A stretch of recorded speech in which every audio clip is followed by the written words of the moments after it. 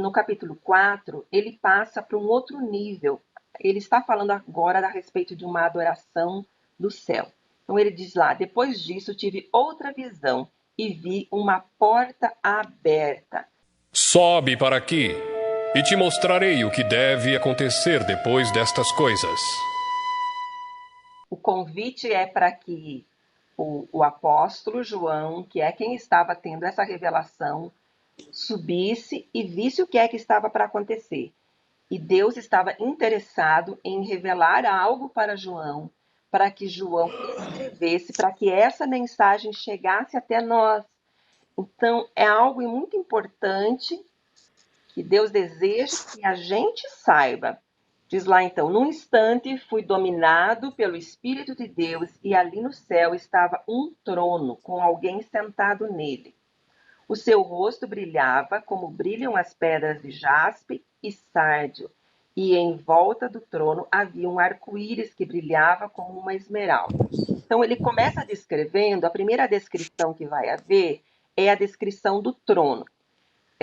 Ele vai descrever de que tinha alguém sentado nesse trono. Com respeito ao trono, que o trono vai representar honra, vai representar autoridade, vai representar julgamento. Então, o trono não está vazio.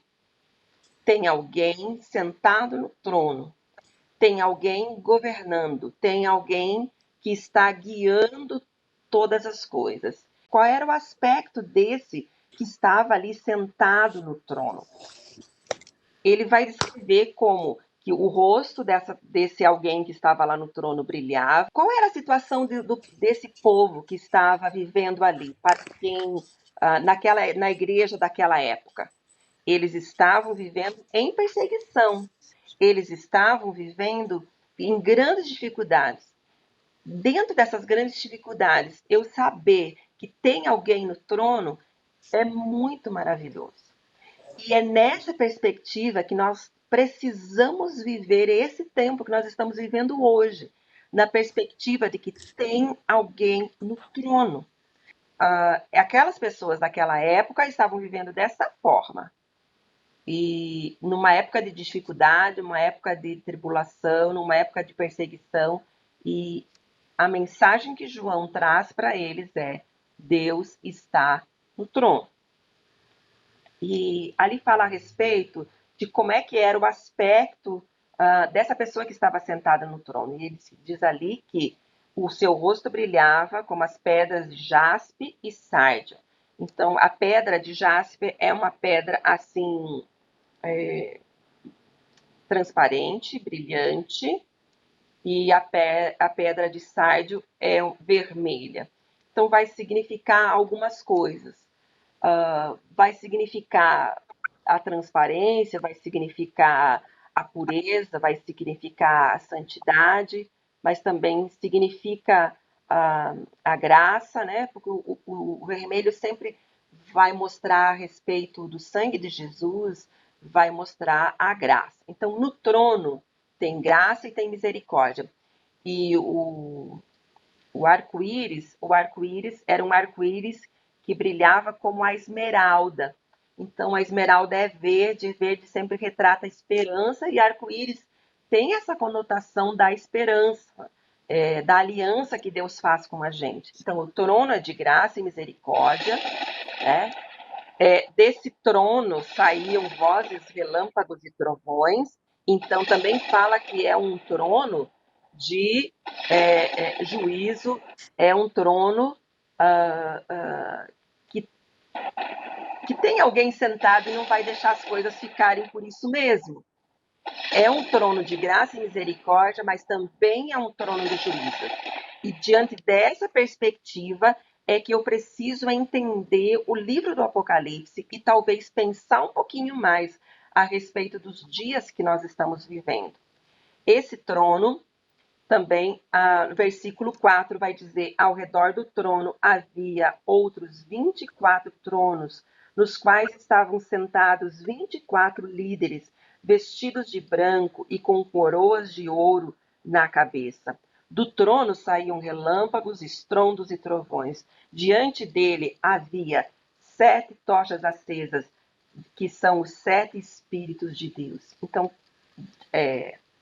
nesse trono, haviam 24 tronos ao redor.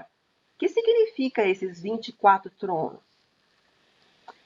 Um significado no Velho Testamento nós temos 12 tribos de Israel. No Novo Testamento nós temos 12 apóstolos. Então, vai significar, uma representação da igreja no Velho Testamento, da igreja no Novo Testamento. Então, é uma representação dos salvos, é uma representação do povo de Deus. E estavam lá os 24 anciãos que estavam ao redor desse trono. Versículo 6 do Apocalipse 4. E em frente do trono havia uma coisa parecida como um mar de vidro, claro como cristal. Eles tinham coroas, que eu não tinha colocado ali. Tinha 7 tochas que representavam os 7 Espíritos de Deus. O que representa mesmo os 7 Espíritos de Deus? Deus tem 7 Espíritos? Não. Totalidade. Isso. É a totalidade. Representa que Deus é o Todo-Poderoso, que está em todos os lugares, que tem todo o poder, que tem toda a glória, tem toda a força. Então, vai representar isso, que o trono de Deus, Deus está no trono e ele tem todo o poder. Tinha o mar como que de vidro. E depois vão aparecer também 4 seres viventes. Versículo 7. O primeiro desses seres parecia um leão, o segundo parecia um touro, o terceiro tinha a cara parecida como de um ser humano e o quarto parecia uma águia voando. Então, tinham 4 seres viventes. Esses 4 seres viventes, cada um deles tinha a aparência de uma coisa diferente. Cada um desses 4 seres vivos tinha 6 asas que estavam cobertos de olhos nos 2 lados. E dia e noite não paravam de cantar assim: Santo, Santo, Santo é o Senhor Deus, o Todo-Poderoso, que era, que é e que há de vir. Cada vez que os 4 seres vivos cantavam hinos de glória, honra e agradecimento ao que está sentado no trono e que vive para todos sempre, os 24 líderes caíam de joelhos diante dele e o adoravam. Atiravam as suas coroas diante do trono e diziam: Senhor nosso e nosso Deus, tu és digno de receber glória, honra e poder, pois criastes todas as coisas, por tua vontade elas foram criadas e existem. Esses 24 anciãos, eles tiravam as suas coroas e depositavam aos pés do Senhor, diante do trono, reconhecendo que quem tem toda a autoridade, quem tem todo o poder e quem merece toda a glória é o Senhor. Vamos pensar um pouquinho a respeito desses 4 seres viventes. Então, um tinha a cara de leão, o leão é o animal mais nobre, é o rei. Depois o outro tinha o rosto de touro, então vai representar força. O outro com a aparência de homem representa a sabedoria e o outro representa o rosto como que de águia, representa a rapidez. Então, tudo isso vai ter o significado de que a natureza está ali glorificando a Deus, ou num todo está glorificando a Deus, e isso também tem uma representação dos seres angelicais, porque algumas das características que eles têm aqui vai estar remetendo a seres angelicais, que são descritos lá no Isaías 6, por exemplo, dos querubins, que também têm 6 asas. Também eles diziam que têm olhos pela frente e por trás. Então, está falando a respeito desses seres angelicais. O que é que eles fazem? Santo, Santo, Santo é o Senhor Deus, o Todo-Poderoso, aquele que era, que é e que há de vir. Eles estão o tempo inteiro falando a respeito da santidade de Deus, que Deus é santo, santo, santo. Mas também está falando ali a respeito de que é o Senhor Deus, Ele é o Todo-Poderoso. Aquele que está sentado no trono é o Todo-Poderoso, aquele que era, que é e que há de vir. E eles faziam isso de dia e de noite. Dia e noite. Eles estavam ali glorificando ao Senhor e cantando. Os impérios podem levantar-se e cair, mas Deus permanece para sempre. Um vírus pode aparecer e colocar o nosso mundo de ponta cabeça. Mas o nosso Deus continua no trono. O nosso Deus continua tendo a história na mão, que é o que nós vamos ver no capítulo 5 agora do Apocalipse. Ele é aquele que é o Todo-Poderoso e Ele é aquele que permanece para sempre. Como é que eu vivo a minha vida nesses dias de hoje? Tendo a certeza, Deus está no trono, controla todas as coisas e Ele olha para a minha vida. Esse trono é um trono de graça. Ele é um trono de misericórdia. Então, tem um arco-íris aí, que é como de esmeralda. Então, há esperança, há misericórdia, mas a minha esperança não pode estar baseada em quando a vida vai voltar ao normal. A minha esperança precisa ser: Deus está no trono. O meu temor não pode ser da doença ou se a fome vem, ou como é que eu vou pagar minhas contas. A minha esperança é: Deus está no trono, e desse trono vem tudo aquilo que eu preciso, porque Ele é um Deus de misericórdia e que está governando sempre a minha vida. O que a igreja deve fazer para com aquele que está sentado no trono? A minha adoração deve estar centrada nesse Deus que está no trono. Então, o trono, o nosso Deus, ele é objeto da nossa adoração. Os nossos atos de adoração devem ser para com Ele. A minha vida deve estar voltada para esse Deus. Ele tem todo o governo. Lembra lá que os 24 anciãos, eles tiraram as suas coroas e depositaram aos pés do Senhor? Isso quer dizer, se eu tenho algum ato de serviço, o meu ato de serviço deve ser para com Deus.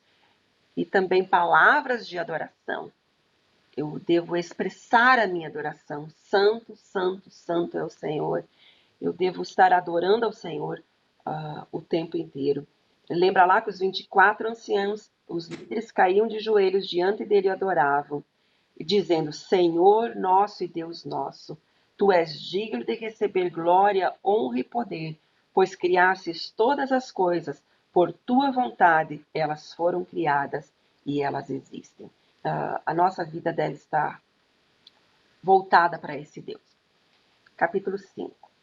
Então vi na mão direita daquele que está sentado no trono um livro em forma de rolo, escrito de ambos os lados e selado com 7 selos. O que nós vemos agora aqui é que esse que está sentado no trono, ele tem um livro. E esse livro, ele tem uma característica principal.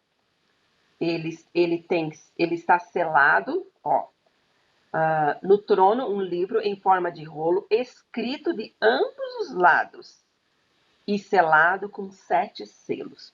Então, ele estava ali, ele estava selado e ele estava lá escrito. Vi um anjo poderoso proclamando em alta voz: Quem é digno de abrir o livro e de lhe desatar os selos? O anjo fazia uma pergunta. A pergunta era: quem é digno? Quer dizer que não era qualquer pessoa que poderia abrir esse livro. Para abrir esse livro, precisava de alguém que fosse digno de que abrisse isso. A pergunta que tinha era: quem é esse? Quem é esse que é digno? E a resposta é a que vem ali no versículo 3, diz: mas não havia ninguém, nem no céu, nem na terra, nem debaixo da terra, que podia abrir o livro, ou sequer olhar para ele. Não havia ninguém que fosse digno para isso. Nem no céu, então os anjos não poderiam fazer isso. Então, aqueles 4 seres viventes não poderiam fazer isso. Os 24 anciãos não poderiam fazer isso. Aqui na Terra, não poderiam fazer isso. Então, os representantes aqui da Terra também não poderiam. Então, Paulo não poderia, Pedro não poderia, no sentido de pessoas humanas. Maria não poderia. Ninguém dos que estão aqui na Terra poderia abrir esse livro. Mesmo que eles já morreram, já estão lá no céu, eles são representantes da Terra e não poderiam.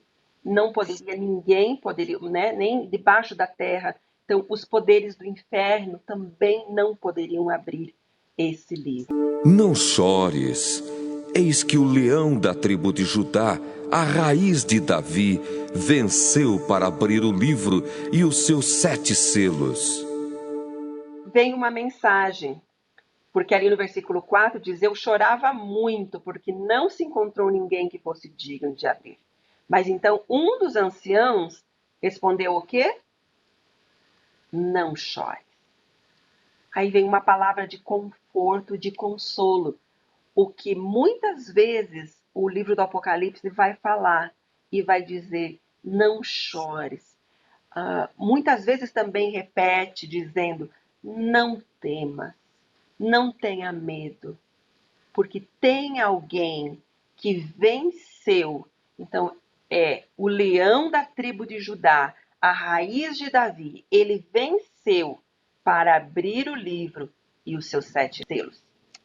Ele venceu o diabo, ele venceu o mundo, ele venceu o pecado, ele venceu a morte. Jesus só é apresentado como o Messias vencedor porque antes foi o Messias sofredor. Veja que aqui, os 24 anciãos, eles estão dizendo que o leão da tribo de Judá é que venceu. É o leão. E diante disso que eu quero que vocês prestem atenção lá. Versículo 6. O que é que o versículo 6 vai dizer?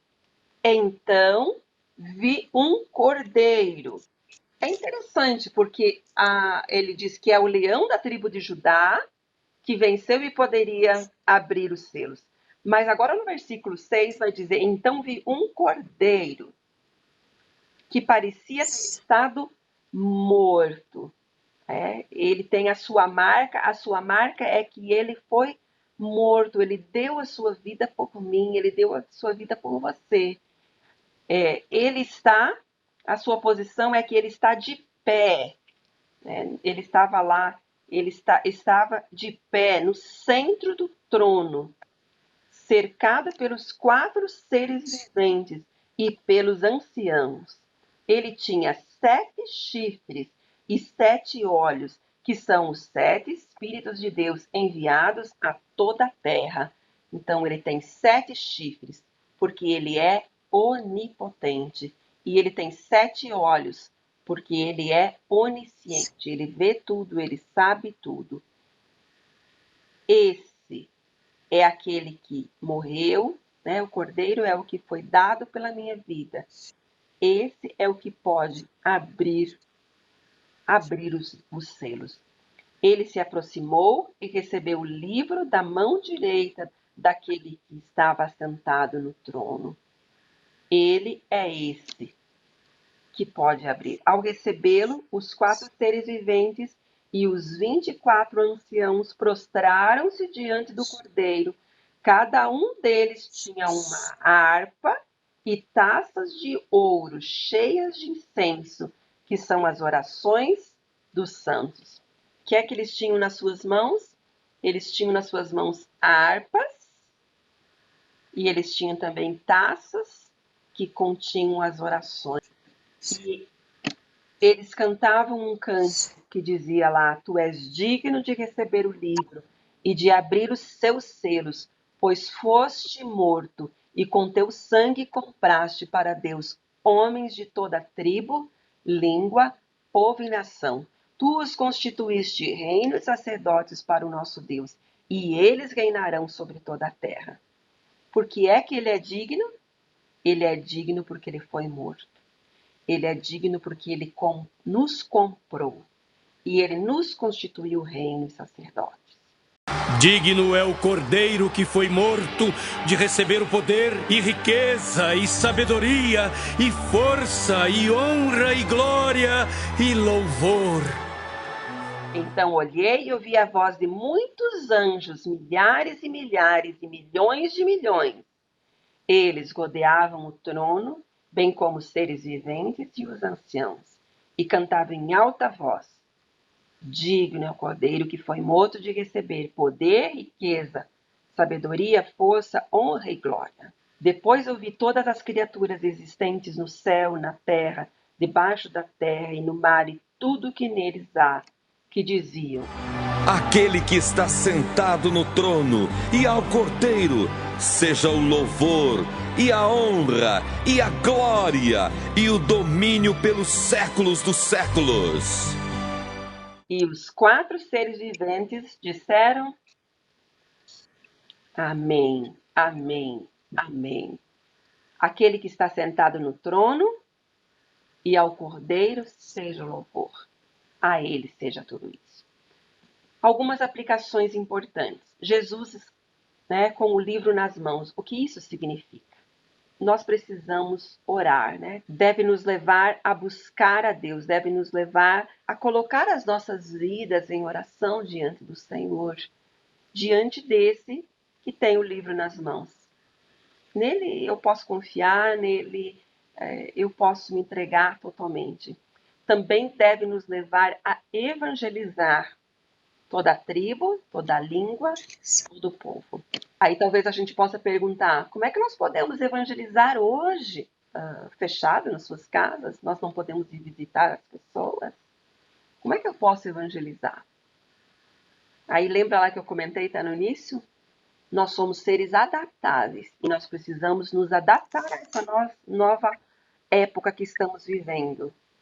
E assim como nós conseguimos falar com as pessoas através da internet, com certeza a internet é um meio pelo qual nós podemos evangelizar. Não poderíamos reunir as pessoas num grupo como esse nós estamos reunindo aqui para estudar o livro do Apocalipse. Não poderíamos ter um pequeno grupo onde a gente poderia orar pelas pessoas. Nós não poderíamos ter um pequeno grupo onde nós poderíamos falar a respeito de Jesus. Nós precisamos pensar um pouquinho fora da caixinha e pensar que nós temos outras possibilidades nos nossos dias de hoje. Tribo, língua, povo e nação. Deve nos levar a ter consciência da nossa posição espiritual. Nós somos reino e somos sacerdotes. Nós pertencemos ao povo de Deus. E algo maravilhoso que tem que existir, tem que estar no meu coração, é que se eu pertenço ao reino de Deus, eu não preciso ter medo. Não chore. O leão da tribo de Judá, ele venceu. Então, eu não preciso ter medo. Eu posso passar por dificuldades? Posso, mas esse Deus está comigo. Então, eu não preciso ter medo. E ele me constituiu sacerdote. Algo que os sacerdotes tinham é que eles tinham acesso a Deus. Aí eu tenho que lembrar que nós temos acesso ao trono da graça. Deve nos levar a dedicar tudo o que somos e o que temos ao Cordeiro. Todo o poder, toda a riqueza, toda a sabedoria, toda a força, toda a honra, toda a glória, tudo pertence ao Senhor. Eu não sei como é que vocês estão vivendo, se o teu trabalho foi duramente afetado nesses dias. Eu quero te convidar que você dedique o teu trabalho ao Senhor. Lembrando que o teu sustento não vem do teu trabalho. O teu sustento vem do Senhor. Do Senhor é que vem. Então, dedique o teu trabalho nas mãos do Senhor. Converse com o Senhor. Senhor, é o Senhor quem me sustenta. Então, se o meu sustento hoje não está vindo do meu trabalho, de que forma o sustento virá? Talvez Deus esteja querendo mudar um pouquinho as coisas na tua vida. Talvez seja a hora de conserto para muitas coisas. Aí cabe também uma reflexão.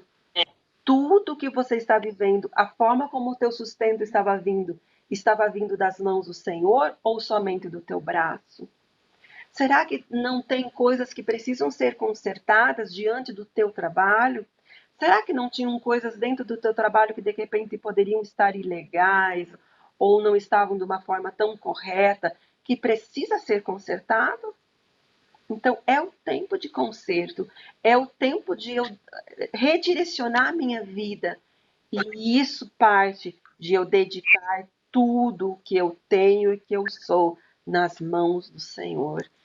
E esperar dele, que venha dele a salvação e venha dele todo o sustento. E ele deve ser adorado por aquilo que ele é. Ele é santo, santo, santo. Ele deve ser adorado por onde ele está. Ele está de pé diante do trono. Ele é digno.